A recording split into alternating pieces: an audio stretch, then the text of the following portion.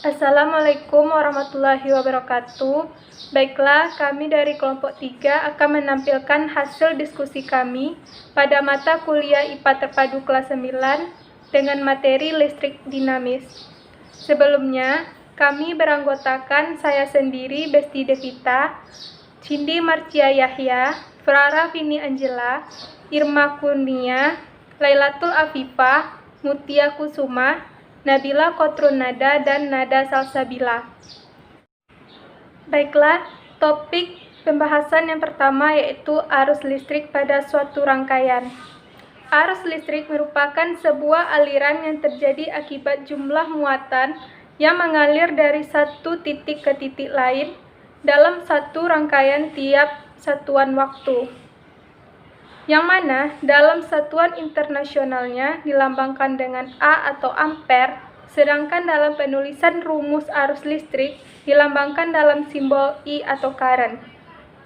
Arus listrik terjadi karena adanya beda potensial atau tegangan pada media hantar antara kedua titik, di mana semakin besar nilai tegangan antara kedua titik, maka akan semakin besar juga nilai arus yang mengalir pada kedua titik tersebut. Yang pertama yaitu arus listrik DC dan arus listrik AC. Arus listrik DC atau direct current merupakan arus listrik yang mengalir satu arah atau pada arah yang sama, atau biasa disebut dengan arus searah. Contohnya yaitu baterai dan aki. Sedangkan arus listrik AC atau alternating current merupakan arus listrik yang mengalir dengan arah arus yang berlawanan atau berbeda-beda, atau biasa disebut dengan arus listrik bolak-balik. Contohnya yaitu listrik PLN. Yang kedua yaitu aliran arus listrik. Aliran arus listrik ada dua, yaitu aliran arus listrik konvensional, di mana mengalir dari arah positif ke arah negatif. Yang kedua yaitu aliran elektron, di mana partikel yang bermuatan negatiflah yang bergerak bebas dan ditarik ke terminal positif. Yang ketiga yaitu hambatan arus listrik. Hambatan arus listrik merupakan sebuah perbandingan antara tegangan listrik dari satu komponen elektronik dengan arus listrik yang melewatinya. Misalnya resistor. Rumus dari hambatan arus listrik yaitu R sama dengan V per I. Dengan keterangan V merupakan tegangan, I arus, dan R adalah hambatan. Yang keempat yaitu macam-macam arus listrik. Besarnya arus listrik sebanding dengan banyaknya muatan listrik yang mengalir. Rumus dalam arus listrik dapat dilihat sebagai berikut. Yang pertama yaitu rumus dalam mencari kuat arus listrik, yaitu dapat dicari dengan I sama dengan Q per T atau Q sama dengan I kali T. Dengan keterangan I merupakan kuat arus listrik, Q merupakan muatan listrik yang mengalir, dan T adalah waktu yang diperlukan. Selanjutnya rumus hubungan antara kuat arus listrik dan beda potensial, yaitu I sama dengan V per R, di mana R merupakan hambatan listrik, sedangkan V merupakan beda potensial listrik.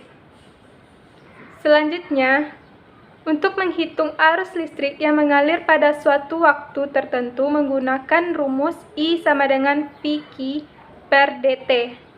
Dengan demikian, bisa ditentukan jumlah dari muatan total yang dipindahkan pada rentang waktu 0 sampai T menggunakan Q sama dengan dQ sama dengan dt. Topik selanjutnya yaitu rangkaian listrik terbuka dan tertutup. Rangkaian terbuka dan tertutup merupakan suatu konsep yang paling dasar dalam rangkaian elektronika, di mana pada dasarnya rangkaian terbuka dan tertutup merupakan suatu istilah yang digunakan untuk menyatakan rangkaian tersebut mengalir arus listrik atau tidak.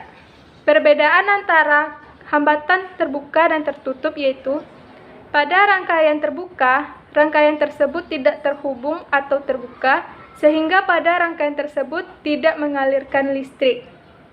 Sedangkan pada rangkaian tertutup justru kebalikan dari rangkaian terbuka, di mana rangkaiannya terhubung atau tertutup sehingga pada rangkaian tersebut mengalirkan arus listrik. Baiklah, demikian penyampaian materi dari saya.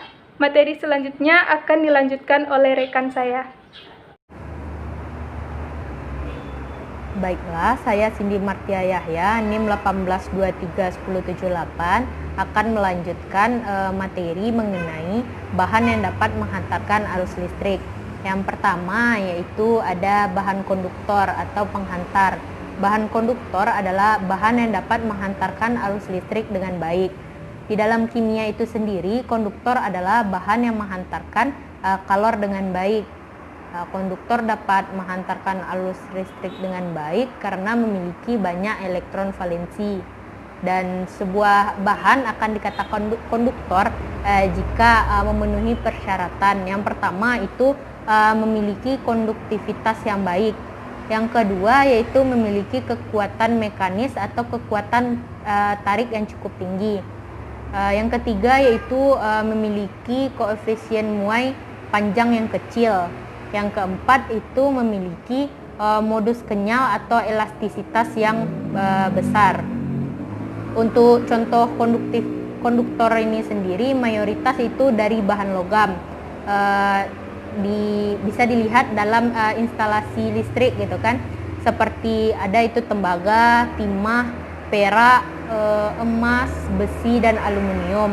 Ada juga konduktor ini yang dari bahan cair seperti air raksa dan asam sulfat. Dan juga ada itu konduktor yang dari gas, antara lain itu ada argon dan kripton. Yang kedua yaitu ada bahan isolator atau penyekat. Bahan isolator ini yaitu bahan yang tidak dapat menghantarkan arus listrik dengan baik.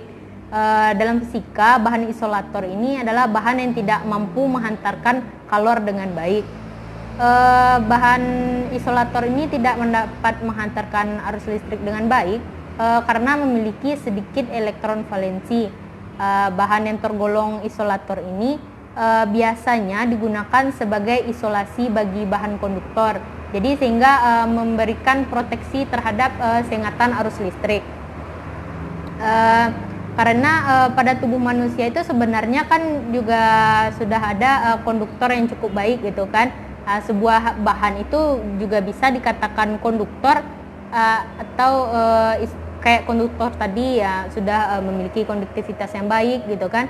Sedangkan dibandingkan pada isolator, bahan itu disebut isolator jika memenuhi persyaratan juga gitu kan. Persyaratannya yang pertama itu mempunyai resistivitas yang baik, yang kedua itu mempunyai tahanan jenis yang besar, yang ketiga itu memiliki susunan atom yang kuat sehingga memiliki sedikit elektron valensi, yang keempat itu mempunyai tegangan patah tembus atau breakdown voltage yang besar gitu kan. Jadi bahan isolator ini mayoritas bahan yang berawalan huruf K gitu, seperti kertas, kayu, karet, keramik dan kaca gitu kan. Juga ada isolator ini yang lain gitu, seperti plastik, teflon, pasir silika gitu kan. Dan juga ada kayak konduktor tadi, ada yang terbuat dari yang cair, juga ada yang dari bahan gas gitu kan. Bahan isolator dalam bentuk cair itu ada seperti minyak trafo gitu. Kalau yang dalam bentuk gas itu ada udara, nitrogen dan belerang. Selanjutnya itu ada bahan semikonduktor yaitu atau setengah penghantar. Bahan semikonduktor ini bahan yang unik karena bahan ini bisa menjadi konduktor dan bisa juga menjadi isolator tergantung dari campuran doping bahannya. Doping bahan ini adalah istilah untuk pencampuran sebuah bahan dengan bahan lain yang berbeda jenis. Bahan semikonduktor ini pada dasarnya adalah isolator, namun ketika didoping dengan bahan tertentu maka dia menjadi konduktor gitu kan. Jadi bahan semikonduktor ini juga terbagi menjadi dua, yaitu semikonduktor intrinsik atau murni, dan yang kedua itu ada semikonduktor ekstrinsik atau campuran. Jadi semikonduktor konduktor intrinsik ini atau murni ini yang belum diberi campuran doping sehingga struktur atomnya tetap netral gitu. Sedangkan semikonduktor ekstrinsik ini atau campuran ini yang telah diberikan campuran doping sehingga mengubah struktur atomnya. Jadi bedanya nanti struktur atomnya tetap, kalau yang intrinsik tetap netral, kalau yang ekstrinsik atau campuran itu struktur atomnya berubah. Dan bahan yang terakhir itu ada bahan superkonduktor. Bahan superkonduktor ini sebenarnya adalah konduktor atau penghantar yang baik, namun pada konduktor masih memiliki resistansi karena pengaruh hambatan jenis gitu. Jadi sedangkan bahan superkonduktor ini tidak memiliki resistensi sama sekali gitu, atau bisa disebut resistensinya itu 0 ohm gitu kan. Untuk membuat resistensi 0 ohm itu diperlukan suhu yang cukup rendah gitu. Jadi bahan superkonduktor ini contohnya seperti merkuri, niobium alloy, fullerenes, dan yang terakhir itu ada magnesium diborit. Jadi setiap bahan yang dalam menghantarkan arus listrik itu berbeda-beda. Jadi ada bahan itu yang bagus untuk menghantarkan arus listrik, ada yang tidak. Materi selanjutnya itu mengenai zat cair yang dapat menghantarkan arus listrik. Di dalam larutan elektrolit itu kan larutan yang dapat menghantarkan arus listrik yang dapat terjadi karena adanya ion positif dan ion negatif yang bergerak. Semakin banyak ion yang dihasilkan gitu kan, jadi maka semakin kuat pula lah sifat daya hantar listrik larutan tersebut. Namun larutan ini tersusun dari yang terlarut tadi itu dapat menghantar arus listrik tadi itu ketika dilarutkan dalam air. Zat tersebut akan terurai menjadi ion-ion gitu kan, ion-ion penyusunnya. Ion itu ada yang berupa kation atau yang bermuatan positif itu contohnya Na+, Ca2+, Al3+, gitu kan, maupun anion atau yang bermuatan negatif. Contohnya SO42-, Cl-, OH-.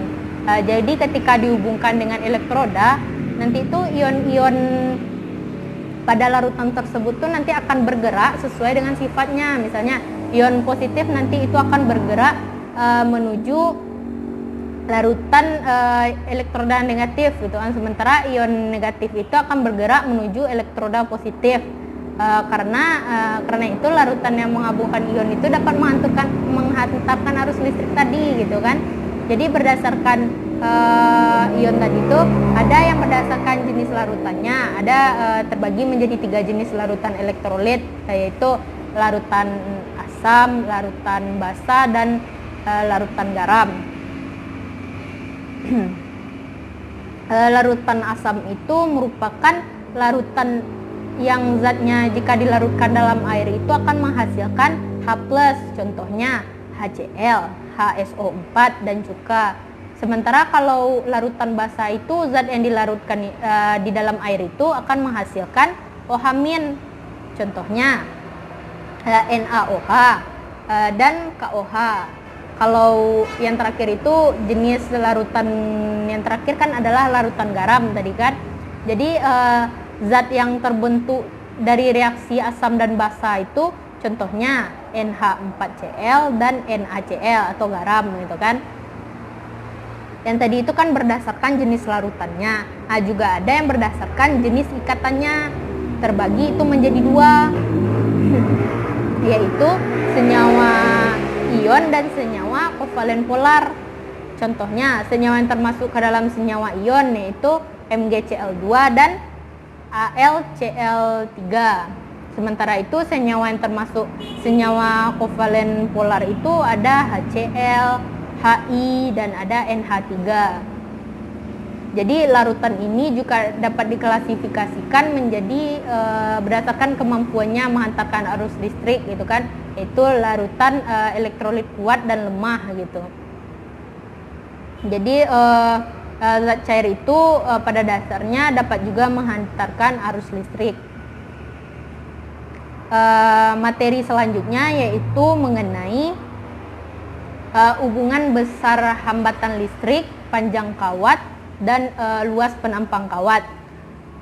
Jadi arus listrik yang mengalir dari sumber tegangan menuju saklar lampu melalui kawat penghantar. Biasanya kawat penghantar arus listrik itu dapat dibuat dari bahan konduktor listrik. Dan tadi ada contoh konduktor listrik kan, aluminium, tembaga, perak, emas, dan lain-lain sebagainya gitu kan. Jadi perbedaan nilai hambatan kawat penghantar arus listrik itu disebabkan oleh nilai hambatan jenis yang beda-beda dari suatu kawat itu gitu. Jadi tergantung kawat yang kita gunakan gitu kan, kawat penghantar yang kita gunakan. Jika kawat penghantarnya menggunakan tembaga, beda juga nanti hasilnya gitu kan. Jika menggunakan karbon, hambatan jenisnya juga berbeda. Jika menggunakan karbon, hambatan jenisnya juga berbeda gitu kan. Jadi kalau dilihat dari hambatan jenisnya itu, nanti kita itu ada beberapa yang mempengaruhi hambatan listrik pada suatu kawat penghantar itu. Yang pertama yaitu ada panjang kawat, yang kedua ada luas penampang kawat penghantarnya, yang ketiga itu ada hambatan jenis dari bahan kawat tersebut gitu kan. Jadi yang pertama itu ada panjang kawat. Nah, bisa dilihat pada gambar gitu kan. Semakin panjang kawat penghantarnya, semakin besar hambatan yang dihasilkan. Nah, kita lihat pada gambar. Nyala lampu redup, ada yang nyala lampunya sedang, dan ada yang nyala lampunya terang gitu kan. Jadi pada gambar yang nyala lampunya redup itu panjang kawat penghantarnya itu besar kan, panjangnya berbeda kan dengan nyala lampu yang terang gitu kan, dibandingkan itu jauh perbedaannya. Jadi jika panjang kawat penghantarnya itu semakin panjang gitu kan, maka semakin besar hambatannya. Nah, maupun sebaliknya, jika semakin pendek kawat penghantarnya itu, maka semakin kecil hambatan yang dihasilkan gitu kan. Jadi nyala lampunya itu akan semakin terang gitu kan, semakin kecil kawat penghantarnya, panjang kawat penghantarnya gitu kan. Jadi hambatan yang dihasilkan untuk menghasilkan arus listrik itu semakin kecil. Jadi dia itu akan menghasilkan lampu yang lebih terang gitu. Nah, yang kedua itu ada luas penampang. Semakin luas kawat penghantar yang digunakan, semakin kecil hambatan yang dihasilkan gitu kan. Jika dibandingkan, dilihat pada gambar, ada itu yang kayak tadi, ada nyalanya yang redup, ada yang sedang, ada yang terang gitu kan.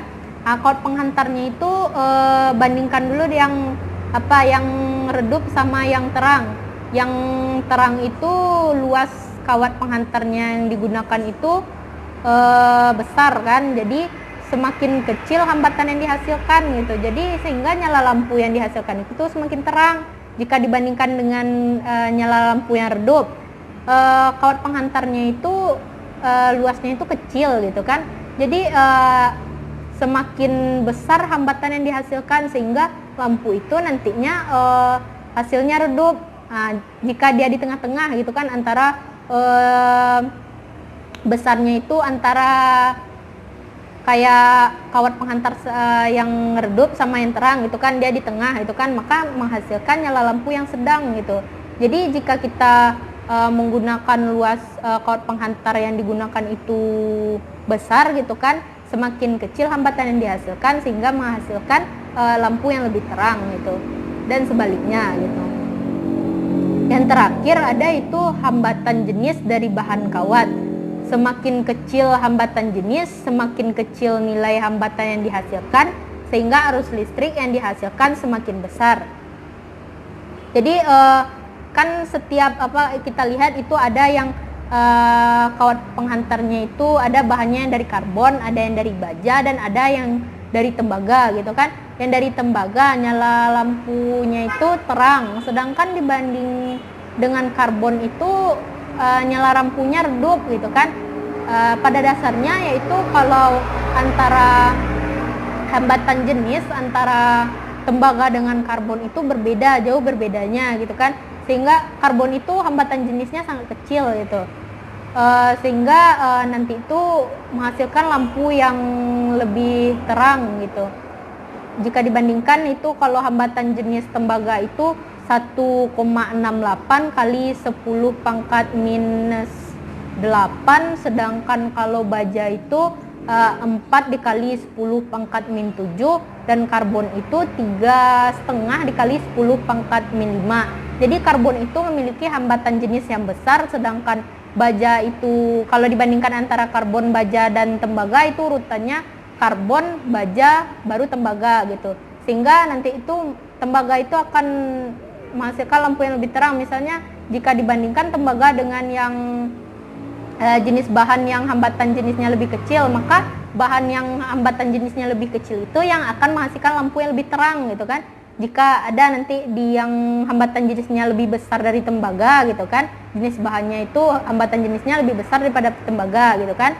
Jadi lampu yang dihasilkan itu nanti yang dihasilkan bahan yang hambatan jenisnya besar itu akan menghasilkan lampu yang redup gitu, lebih redup dibandingkan karbon gitu. Pada saat kita menggunakan jenis bahan karbon pada penghantarnya gitu kan.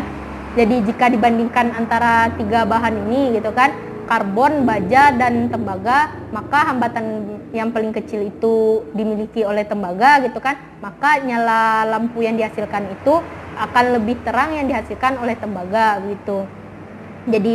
Jadi intinya kalau semakin kecil hambatan jenis, semakin kecil nilai hambatan yang dihasilkan, sehingga arus listrik yang dihasilkan semakin besar. Dan sebaliknya, semakin besar hambatan jenis, semakin besar nilai hambatan yang dihasilkan, dan semakin besar dan sehingga menghasilkan arus listrik yang semakin kecil. Sekian dari saya, itu yang dapat saya sampaikan. Dilanjutkan oleh rekan saya. Baiklah, saya Frarafini Angela dengan NIM 18231081 akan melanjutkan materi mengenai rangkaian listrik seri dan paralel. Yang pertama itu kita akan membahas mengenai apa itu rangkaian seri dan apa itu rangkaian paralel. Rangkaian seri adalah rangkaian yang semua bagian-bagiannya dihubungkan secara berurutan dan berderet. Sedangkan rangkaian paralel adalah rangkaian yang cara penggabungan bagian-bagiannya adalah dengan cara disusun atau sejajar. Dengan kata lain, rangkaian paralel disebut dengan rangkaian bercabang.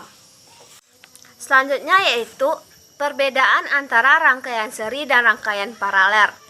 Dalam cara penyusunan komponen, rangkaian seri disusun secara berurutan, sedangkan rangkaian paralel disusun bersusun atau sejajar. Dalam penggunaan kabel dan saklar, rangkaian seri hemat kabel dan saklar, sedangkan rangkaian paralel boros kabel dan saklar. Dalam kontinuitas masing-masing komponen listrik, dalam rangkaian seri, padam satu padam semua, sedangkan dalam rangkaian paralel, padam satu yang lain tetap menyala. Dalam kondisi komponen listrik, dalam rangkaian seri berpijar tidak sama terang, sedangkan rangkaian paralel berpijar sama terang. Terakhir dalam hambatan total, dalam rangkaian seri, hambatan total lebih besar dari hambatan terbesar rangkaian seri. Sedangkan dalam rangkaian paralel, hambatan total lebih kecil dari hambatan terkecil rangkaian paralel. Rangkaian listrik seri. Kuat arus pada rangkaian sama dengan kuat arus pada hambatan 1 dan juga pada hambatan 2 dan seterusnya. Pada rangkaian seri, sumber tegangan berlaku persamaan I sama dengan N dikali E per R tambah N dikali R dengan keterangan E yaitu GLL sumber tegangan satuannya volt, I yaitu kuat arus listrik satuannya ampere, R besar yaitu hambatan luar satuan ohm, R kecil hambatan dalam 6 satuan ohm, dan N yaitu jumlah GLL atau baterai. Rangkaian listrik paralel. Tegangan pada masing-masing hambatan adalah sama dengan tegangan total. Untuk kuat arus total diperoleh dengan menjumlahkan kuat arus masing-masing cabang. Pada rangkaian paralel, sumber tegangan berlaku persamaan I sama dengan E per R ditambah R per N. Dengan keterangan E yaitu GLL sumber tegangan dengan satuan volt, I kuat arus listrik dengan satuan ampere, R besar hambatan luar dengan satuan ohm, R kecil yaitu hambatan dalam dengan satuan ohm, dan N yaitu jumlah GLL atau baterai. Selanjutnya yaitu hubungan antara kuat arus, hambatan, dan tegangan listrik pada suatu aliran listrik. Yaitu arus listrik. Arus listrik adalah banyaknya muatan listrik yang mengalir dan dalam rangkaian tiap satuan waktu. Arus listrik disimbolkan dengan huruf I dengan satuan ampere, dengan rumus I sama dengan Q per T. Selain itu, besarnya arus listrik adalah proporsional dengan tegangan yang diberikan dan juga besarnya tahanan pada penghantar dengan rumus I sama dengan V per R. B yaitu tegangan. Tegangan adalah beda potensial antara dua titik rangkaian listrik yang memberikan tegangan ke arus listrik untuk mengalir. Tegangan diberi simbol V dengan satuan volt dengan rumus V sama dengan I dikali R. C yaitu hambatan. Elektron-elektron yang mengalir di penghantar cenderung mengalami gesekan dan perlawanan. Perlawanan inilah yang disebut dengan hambatan. Sesuai dengan namanya, hambatan bersifat menghambat arus listrik, yaitu laju elektron yang mengalir, dan efek dari penghambat ini bisa menimbulkan energi lain seperti panas dan cahaya. Hambatan disimbolkan dengan R dengan memiliki dan satuan ohm dengan rumus R sama dengan V per R. Jadi, hubungan antara hambatan, tegangan, dan arus listrik secara fisika dapat dirumuskan dengan V sama dengan I dikali R dengan keterangan V yaitu tegangan dengan satuan volt, I yaitu arus listrik dengan satuan ampere, dan R adalah hambatan dengan satuan ohm. Mungkin hanya sekian materi dari saya, selanjutnya akan dilanjutkan oleh rekan saya. Baiklah, saya Ilma Kurnia, NIM 18231083 akan melanjutkan materi yang telah dijelaskan oleh teman saya, Vini. Baiklah, materi yang ke-8 yaitu faktor yang mempengaruhi besar arus listrik yang mengalir pada kawat penghantar. Nah, tahukah teman-teman, dalam satu rangkaian listrik, penghantar akan mengalirkan sejumlah arus listrik yang memiliki beda potensial V. Pada kenyataannya, penghantar tersebut dihambat oleh hambat kawat. Jadi, apakah hambat kawat itu? Hambat kawat adalah sejenis kawat yang mengatur besarnya arus listrik yang mengalir pada suatu kawat. Besar arus listrik yang dihambat oleh hambatan kawat sendiri memiliki beberapa faktor yang mempengaruhi. Yang pertama adalah panjang kawat. Jadi, semakin panjang kawat, maka hambatan akan semakin besar karena muatan positif semakin besar. Yang kedua adalah luas penampang. Luas penampang ini berbanding terbalik dengan hambatan kawat. Semakin kecil luas penampang, maka hambatan akan semakin besar. Begitupun sebaliknya. Yang ketiga adalah jenis kawat. Jenis kawat ini telah ditentukan besar hambatannya. Apabila digunakan kawat yang menghasilkan hambatan besar, maka kuat arus listrik akan semakin kecil dialirkan. Selanjutnya, menghitung besar arus listrik dalam satu kawat penghantar dalam rangkaian listrik seri, paralel, dan campuran. Jadi, hambatan kawat penghantar seperti yang telah ditampilkan di PPT dilambangkan dengan R. R sama dengan Rho kali L per A. Rho adalah hambatan jenis, L sama dengan adalah panjang kawat, dan A adalah luas penampang. Jadi, rangkaian hambatan sendiri terdiri dari 3. Yang pertama adalah rangkaian seri, yang kedua adalah rangkaian paralel, dan yang ketiga adalah rangkaian campuran.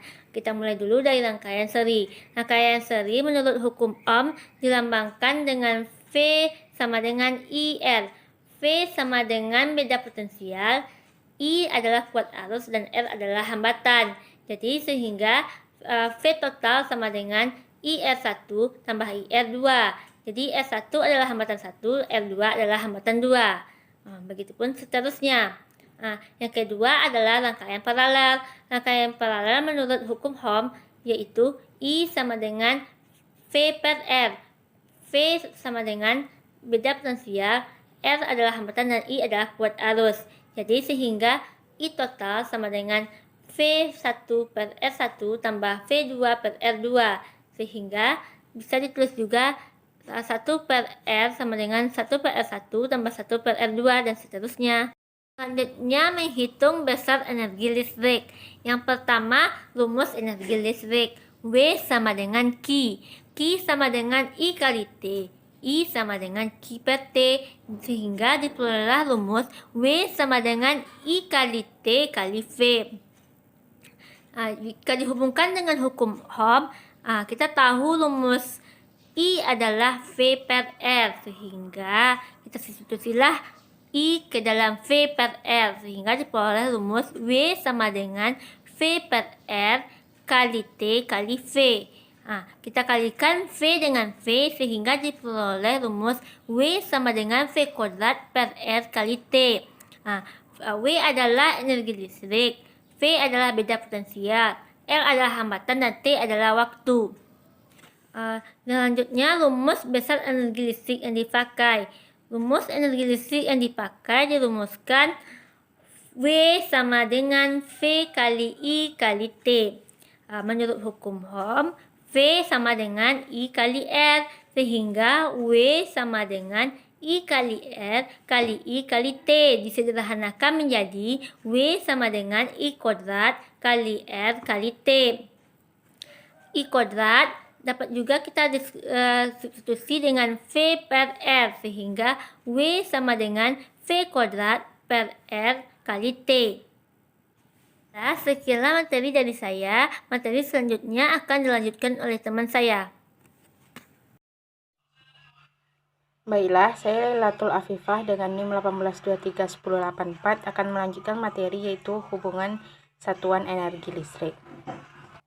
Satuan energi listrik adalah 1 kWh sama dengan 1000 Wh atau sama dengan 1000 watt jam atau sama dengan 1000 watt kali 3600 second atau sama dengan 3.600.000 watt second. Maka 1 kWh itu sama dengan 3,6 kali 106 Joule. Selanjutnya yaitu cara menghitung besar daya listrik. Rumus-rumusnya bisa dilihat pada PowerPoint yang tertampil. Yang pertama yaitu menghitung kuat arus listrik dengan rumus I sama dengan Q bagi T. Yang kedua yaitu dengan cara menghitung tegangan yang rumusnya V sama dengan W bagi A. Yang ketiga yaitu dengan cara menghitung hambatan listrik yang rumusnya yaitu Ohm sama dengan V bagi A. Selanjutnya yaitu menghitung wattnya yang rumusnya yaitu P sama dengan V kuadrat per R atau V sama dengan I kuadrat kali R. Selanjutnya yaitu cara menghitung biaya listrik bulanan rumah tangga. Yang rumusnya yang pertama yaitu cara menghitung energi listrik yang rumusnya energi listrik sama dengan daya dikali waktu pemakaian dalam bentuk jam. Yang kedua yaitu cara menghitung kWh. Yaitu caranya yang pertama, kWh pemakaian listriknya sama dengan daya alat listrik dikali lama pemakaian dalam bentuk jam. Yang kedua yaitu cara menghitung biaya listrik yang rumusnya biaya listrik sama dengan pemakaian atau kWh kali tarif daya listrik. Yang ketiga yaitu cara menghitung tagihan listrik yang rumusnya tagihan listrik sama dengan konsumsi daya listrik dikali tarif listrik. Yang terakhir yaitu cara menghitung tarif adjustment yang rumusnya yaitu tarif listrik baru sama dengan tarif listrik lama dikali dalam kurung 1 tambah persentase penyesuaian tarif listrik tutup kurung. Perkenalkan, nama saya Mutu Kusmawati dengan NIM 1823185. Di sini saya akan melanjutkan materi dari rekan saya mengenai macam-macam sumber energi listrik dan perubahan energi listrik pada baterai. Materi pertama itu macam-macam sumber energi listrik. Yang pertama itu nuklir. Nuklir merupakan sumber energi yang paling padat di antara sumber energi lainnya yang dapat dikembangkan oleh manusia. Artinya kita dapat mengekstrak sumber energi ini menjadi panas dan listrik dengan jumlah yang besar dibandingkan dengan sumber energi lainnya dengan jumlah setara. Akan tetapi energi nuklir ini mempunyai kelemahan, yaitu apabila terjadi kecelakaan atau kebocoran pada reaktor nuklirnya dapat menyebabkan radioaktif dapat membunuh umat manusia, sehingga jadi diperlukan sangat diperlukan kehati-hatian dalam penggunaan energi nuklir ini. Yang kedua yaitu minyak. Minyak merupakan bahan bakar dari pembangkit listrik tenaga diesel yang banyak ditemukan di Indonesia. Akan tetapi bahan bakar minyak ini dapat banyak menimbulkan asap sehingga dapat meningkatkan polusi udara. Selanjutnya yaitu energi gelombang, yaitu pemanfaatan energi gelombang air laut yang saya pasang untuk menghasilkan listrik. Tetapi untuk membangun reaktor dari pembangkit ini membutuhkan biaya yang sangat besar, dan juga kestabilan dari ombak sendiri merupakan salah satu kendala dari pembangkit ini. Selanjutnya yaitu sumber energi angin, yaitu pemanfaatan energi angin yang sangat kencang untuk menghasilkan energi listrik yang kencang pula, yang besar pula. Selanjutnya yaitu batu bara. Batu bara banyak ditemukan di daerah kita. Akan tetapi kelemahannya yaitu apabila kita ingin membuat lahan batu bara, membutuhkan lubang yang sangat besar, yang mana itu membutuhkan biaya yang sangat besar pula. Yang selanjutnya yaitu hidroelektrik. Hidroelektrik ini juga kita kenal dengan energi bendungan. Nah, energi bendungan ini yaitu memanfaatkan energi air untuk menghasilkan energi listrik. Selanjutnya yaitu panas bumi. Nah, panas bumi ini juga bisa kita manfaatkan untuk menjadi salah satu sumber energi. Kan tetapi pemanfaatan sumber energi dari panas bumi ini tidak banyak tempat yang bisa kita gunakan untuk membuat sumber energi panas bumi ini.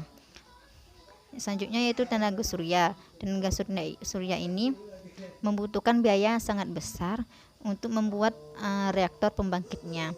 Selanjutnya yaitu energi pasang surut, yaitu pemanfaatan pasang surut dari air laut untuk menghasilkan energi listrik.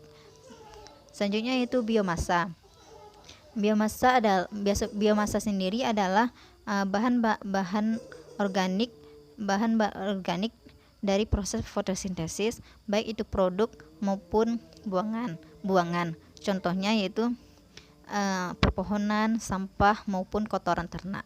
Selanjutnya yaitu perubahan energi listrik pada baterai. Baterai adalah perangkat yang terdiri dari satu atau lebih sel elektrokimia dengan koneksi eksternal yang disediakan untuk memberi daya pada perangkat listrik seperti handphone, ponsel, dan mobil listrik. Ketika baterai memasok daya listrik, terminal positifnya adalah katoda dan terminal negatifnya adalah anoda. Ketika baterai dihubungkan ke beban listrik eksternal, reaksi redoks mengubah reaktan berenergi tinggi ke produk yang berenergi rendah, dan perbedaan energi bebas dikirim ke sirkuit eksternal sebagai energi listrik. Saya Nabila Kotrunada, NIM 18231086. Di sini saya akan melanjutkan materi dari rekan-rekan saya, yaitu mengenai energi listrik alternatif yang dapat dikembangkan di Indonesia. Nah, di Indonesia sudah banyak dikembangkan beberapa sumber energi listrik alternatif seperti dengan menggunakan energi air dengan PLTA, tenaga sampah dengan PLTSA, tenaga angin, tenaga matahari, dan banyak lainnya. Nah, pembangkit listrik tenaga alternatif ini ada beberapa yang sudah dikembangkan di Indonesia dan memungkinkan untuk diterapkan di Indonesia. Yang pertama, saya akan membahas pembangkit listrik tenaga angin. Nah, pembangkit listrik tenaga angin ini diberi nama wind power system. Nah, ini memanfaatkan angin melalui kincir untuk nantinya akan menghasilkan energi listrik. Alat ini sangat cocok sekali digunakan oleh masyarakat yang tinggal di pulau-pulau kecil dan memiliki tiupan angin yang kencang serta stabil. Nah, secara umum, alat ini memanfaatkan tiupan angin untuk memutar motor. Nah, nantinya hembusan angin akan ditangkap oleh baling-baling, dan dari putaran baling-baling tersebutlah akan dihasilkan putaran motor yang selanjutnya akan diubah menjadi energi listrik. Nah, cara kerja pembangkit listrik tenaga angin ini bisa dilakukan oleh siapapun, baik bagi masyarakat atau pemerintah daerah yang lokasinya khususnya berada di pesisir pantai, karena daerah pesisir pantai ini lebih banyak terdapat sumber angin. Nah, energi angin ini juga bisa disebutkan sebagai salah satu energi terbarukan yang bisa dimanfaatkan untuk jangka waktu yang panjang. Nah, ada beberapa contoh pembangkit listrik tenaga angin yang sudah dikembangkan seperti di Desa Waubaukul, Kabupaten Waingapu, Nusa Tenggara Timur. Nah, apa kelebihan dan kekurangan pembangkit listrik tenaga angin ini? Yang pertama, kelebihannya, sifatnya itu terbarukan, sumber energinya ramah lingkungan, dan di mana penggunanya tidak mengakibatkan emisi gas buang. Nah, sedangkan kekurangannya yaitu penggunaan ladang angin yang sebagai pembangkit listrik membutuhkan luas lahan yang tidak sedikit dan tidak memungkinkan untuk disembunyikan. Yang kedua, pembangkit listrik tenaga matahari merupakan pembangkit yang mengubah energi surya menjadi energi listrik. Pembangkit listrik bisa dilakukan dengan dua cara, yaitu secara langsung menggunakan fotovoltaik dan secara tidak langsung dengan menggunakan pemusatan energi surya. Nah, pemusatan energi surya fotovoltaik ini mengubah secara langsung energi cahaya menjadi listrik menggunakan efek fotoelektrik. Nah, sedangkan pemusatan energi surya menggunakan cermin atau sistem lensa yang dikombinasikan dengan sistem pelacak untuk memfokuskan energi matahari ke suatu titik untuk menggerakkan mesin kalor. Nah, adapun keuntungan yang kita peroleh dari pembangkit listrik tenaga matahari ini, yang pertama, pemasangannya yang relatif mudah, dapat dibongkar pasang dengan mudah, biaya instalasinya rendah, dapat dipasang dengan mudah dan cepat di lokasi mana saja, umur pemakaiannya yang lama, tidak memerlukan biaya PLN dan tidak memerlukan jaringan PLN. Yang ketiga, yaitu pembangkit listrik tenaga air toilet. Cara kerjanya yaitu dengan memutar turbin dari hasil air toilet yang selanjutnya akan menghasilkan tenaga listrik pada generatornya. Nah, prinsip kerja pembangkit listrik tenaga air toilet ini secara umum hampir sama dengan PLTA, namun sumber air yang akan memutar turbin bukanlah air terjun, melainkan dari aliran air. Yang keempat, pembangkit listrik tenaga petir. Nah, prinsip kerjanya yaitu petir akan ditangkap melalui besi penangkal petir. Kemudian, energi petir yang didapat adalah berupa muatan yang kemudian dialirkan ke suatu rangkaian kapasitor yang disusun secara paralel. Nah, terdapat resistor yang memiliki hambatan sedemikian rupa sehingga muatan yang diterima seluruh kapasitor sama rata. Nah, kapasitor ini disusun paralel agar kapasitas muatan semakin besar sehingga energi yang didapat dapat dibagi secara merata dengan kapasitas total semakin besar. Yang kelima, pembangkit listrik tenaga sampah atau PLTS merupakan pembangkit yang dapat membangkitkan tenaga listrik dengan memanfaatkan sampah sebagai bahan utamanya, baik itu sampah organik maupun anorganik. Pada dasarnya, ada dua alternatif proses pengolahan sampah menjadi energi. Yang pertama, proses biologis yang menghasilkan gas bio, dan yang kedua yaitu proses termal yang menghasilkan panas. Perbedaan mendasar di antara keduanya yaitu proses biologis menghasilkan gas bio yang kemudian dibakar untuk menghasilkan tenaga yang akan menggerakkan motor yang dihubungkan dengan generator listrik. Nah, sedangkan proses termal ini menghasilkan panas yang dapat digunakan untuk membangkitkan steam yang kemudian digunakan untuk menggerakkan turbin uap yang dihubungkan dengan generator listrik. Adapun prinsip sederhana dari PLTS ini yaitu yang pertama membakar sampah yang kemudian menghasilkan panas. Yang kedua, panas yang timbul digunakan untuk memanaskan air. Yang ketiga, uap air yang muncul digunakan untuk menggerakkan turbin. Dan yang terakhir yaitu turbin akan menghasilkan listrik. Keenam, pembangkit listrik tenaga air atau yang sering kita sebut dengan PLTA. Nah, energi yang dimiliki air dapat dimanfaatkan dan digunakan dalam wujud energi mekanis maupun energi listrik. Pemanfaatan energi air banyak dilakukan dengan menggunakan kincir air atau turbin pada suatu air terjun atau aliran air sungai. Nah, adapun bagian-bagian dari PLTA yang pertama yaitu bendungan. Bendungan ini berfungsi menampung air dalam jumlah yang besar untuk menciptakan tinggi jatuh air agar tenaga yang dihasilkan itu juga besar. Nah, yang kedua yaitu ada turbin. Turbin berfungsi mengubah aliran air menjadi energi mekanik. Nah, yang ketiga, generator. Generator dihubungkan dengan turbin melalui gigi-gigi putar, sehingga ketika baling-baling turbin berputar, maka generator ini akan juga berputar. Generator selanjutnya akan mengubah energi mekanik dari turbin menjadi energi listrik. Dan yang terakhir yaitu ada jalur transmisi yang berfungsi mengalirkan energi listrik dari PLTA menuju rumah-rumah dan pusat industri. Teman-teman semua, perkenalkan nama saya Nada Salsabila, NIM 18231087. Saya perwakilan dari kelompok 3 akan melanjutkan materi tentang energi listrik alternatif yang dapat dikembangkan di Indonesia. Yang ketujuh atau yang terakhir yaitu pembangkit listrik energi tidal. Energi tidal merupakan tenaga pasang surut air laut yang kuat berpotensi memutar turbin. Pembangkit listrik tidal dikembangkan sejak 1966. Pembangkit listrik tenaga tidal ini dikenal dengan Tidal Barrage Power Plant atau pembangkit tenaga tidal berskala besar pertama. Metodologi untuk memanfaatkan energi pasang surut ini terbagi dua. Yang pertama itu dam pasang surut atau tidal barrage, di mana pembangkit listrik ini seperti jalan kerjanya hydroelectric yang terdapat di dam atau waduk di penampungan air sungai. Yang kedua yaitu turbin lepas atau offshore turbines. Turbin lepas pantai yang lebih menyerupai pembangkit listrik tenaga angin, namun ini versi lautnya. Yang pertama, dam pasang surut atau tidal barrage itu terdiri dari 3 bagian utama. Yang pertama itu bendungan atau barrage yang berfungsi untuk menahan air atau menjebak air. Yang kedua, bagian keduanya adalah pintu air yang berfungsi untuk membiarkan air masuk dan menuju ke bagian 3. Nah, bagian 3 ini adalah turbin dan generator. Jalan kerjanya, pintu air dibiarkan terbuka selama air laut pasang dan tertutup ketika air laut surut. Ini membuat perbedaan energi potensial yang menghasilkan daya ke turbin ketika air dilepaskan.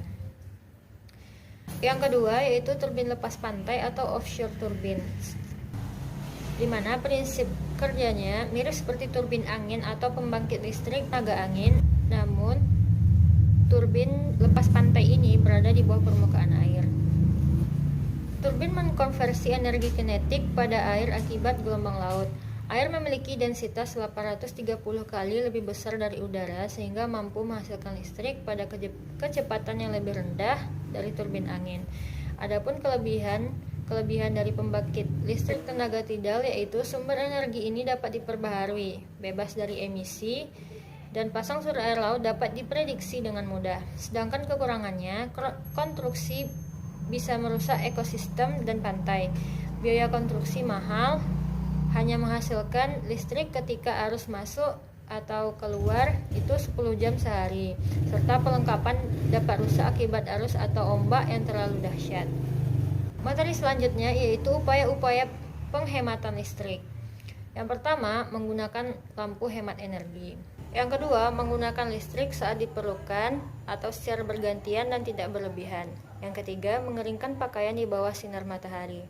Yang keempat, menggunakan alat rumah tangga atau alat kantor yang bersifat hemat energi dan ramah lingkungan. Yang kelima, mengefisienkan pemakaian energi di tempat umum. Yang keenam, mendesain rumah atau gedung hemat energi.